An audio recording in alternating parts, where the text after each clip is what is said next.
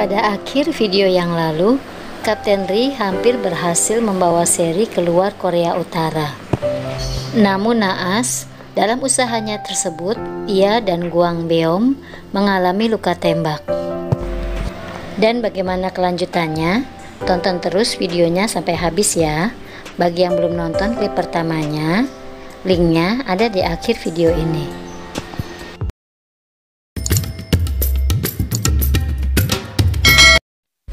Melihat Kapten Ri yang tersungkur dan Gwang Beom yang tertembak kakinya, Seri bersikeras untuk mengantar mereka ke rumah sakit, meskipun Gwang Beom memintanya untuk segera pergi meninggalkan mereka.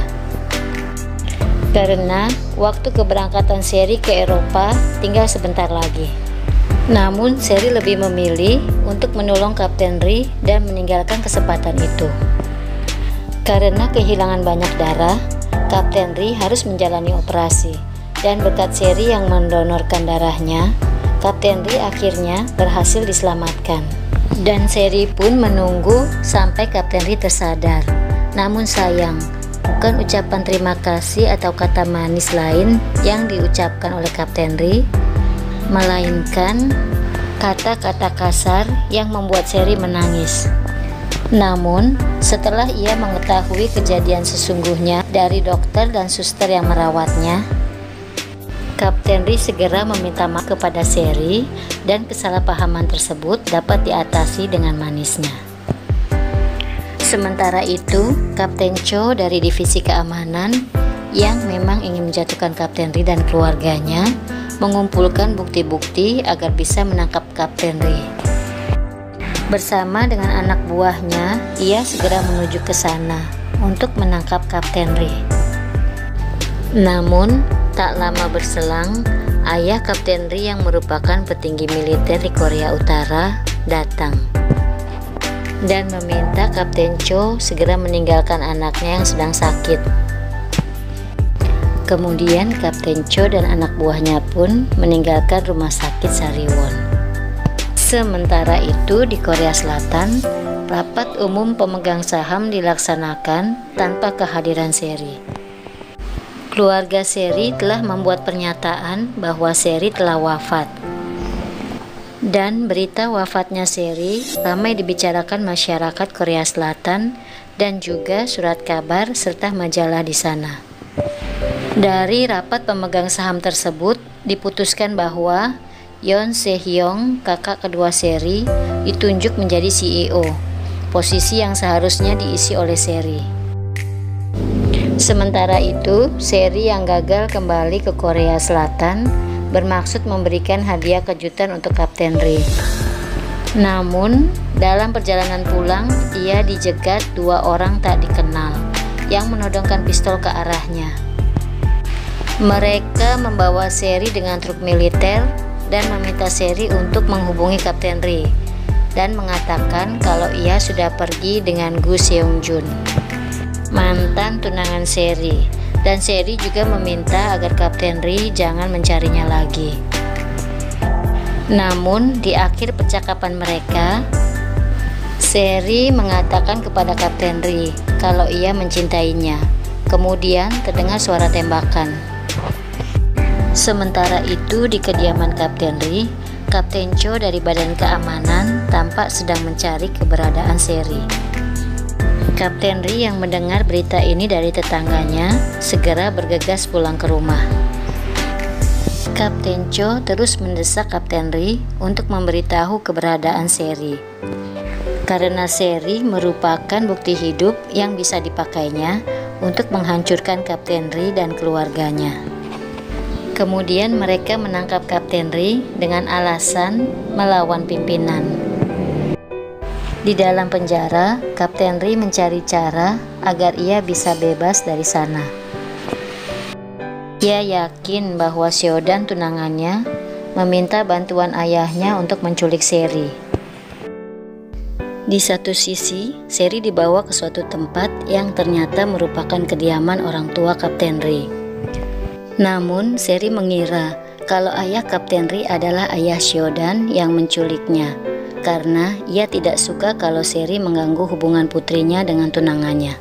Dan Sherry juga berterus terang kalau ia menyukai Kapten Ri. Namun, belakangan Sherry baru mengetahui kalau mereka adalah orang tua Kapten Ri. Setelah ibunya yang kasihan pada Sherry meminta Sherry untuk tidur di kamar putranya, yang tak lain adalah kamar Kapten Ri. Sementara itu, Kapten Ri dibebaskan dari penjara setelah ia meminta anak buahnya menyebarkan berita kalau ia adalah putra dari petinggi militer. Dengan bantuan pejabat militer setempat, ia diberi pinjaman mobil dinas, dan Kapten Ri langsung menuju rumah orang tuanya untuk mengetahui keadaan Sherry. Dan ia bertemu ayahnya. Ayahnya menanyakan apakah ia tak cemas masa depannya akan hancur karena menolong Sherry.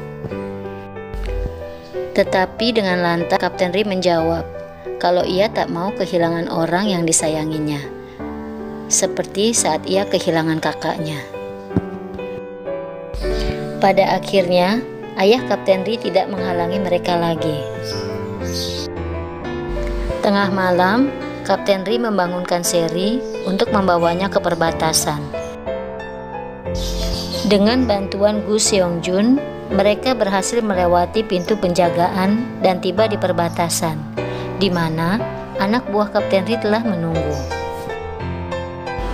Akhirnya, tibalah perpisahan itu. Sherry bersama anak buah Kapten Ri duduk bersama untuk mengucapkan kata perpisahan. Karena Sherry harus menyeberangi perbatasan pada malam harinya. Pada malam harinya, dengan diantar oleh Kapten Ri, Sherry menuju garis perbatasan antara Korea Utara dan Selatan. Sebelum berpisah, Sherry meminta Kapten Ri untuk tidak melupakannya. Sherry merasa senang akan segera kembali ke Korea Selatan. Namun, ia juga merasa sedih karena harus berpisah dengan orang yang dicintainya. Begitupun dengan Kapten Ri. Ketika Sherry sudah mulai memasuki wilayah Korea Selatan, Kapten Ri segera bergegas mengejar Sherry. Ia menarik tangan Sherry, kemudian memeluk dan menciumnya. Meskipun berat, mereka tetap harus berpisah. Sementara itu, di Korea Selatan, terlihat Sherry menghadiri pemakaman dirinya. Ia mengejutkan para karyawan dan orang-orang yang hadir di pemakamannya. Di tempat lain, tampak Go Sang-ah, kakak ipar Sherry, sedang memimpin rapat untuk mengambil alih perusahaan Sherry. Namun, Sherry datang tepat waktu. Ia tak akan membiarkan perusahaannya diambil oleh kakaknya yang serakah itu. Di sisi lain, Kapten Ri yang masih bertugas di perbatasan terlihat sedang melamun. Ia sangat merindukan Sherry. Dan pada suatu hari, Jung Man-bok, penyadap Korea Utara, mendatangi Kapten Ri. Ia menceritakan hal sebenarnya yang berhubungan dengan kematian kakak Kapten Ri. Jung juga menyesali perbuatannya dan memberikan jam tangan yang ternyata berisi bukti-bukti kejahatan dari Kapten Cho. Jam tangan tersebut adalah milik Ri Moo-yuk, kakak dari Kapten Ri. Dari situ juga dapat diketahui bahwa Kapten Cho ternyata juga membunuh Ri Moo-yuk. Berdasarkan bukti tersebut, Kapten Ri melaporkan kejahatan Kapten Cho ke badan militer. Ia juga melaporkan bukti tersebut kepada ayahnya. Untuk kemudian, berdasarkan laporan Kapten Ri tersebut, Kapten Cho diadili. Ia didakwa atas pembunuhan dan kecelakaan rekayasa, penyalahgunaan jabatan, mencuri dan menjual artefak serta pengedaran narkoba. Kapten Cho dinyatakan bersalah dan dicabut kewarganegaraannya serta dipenjara seumur hidup. Namun, dalam perjalanan menuju ke rumah tahanan, Mr. Cho dibantu anak buahnya berhasil melarikan diri. Ia mengancam Kapten Ri akan pergi ke selatan untuk membunuh Sherry. Lantas, apakah yang akan dilakukan oleh Kapten Ri selanjutnya? Dan apakah Kapten Cho akan berhasil membunuh Sherry? Saksikan kelanjutannya di episode terakhir di video berikutnya ya.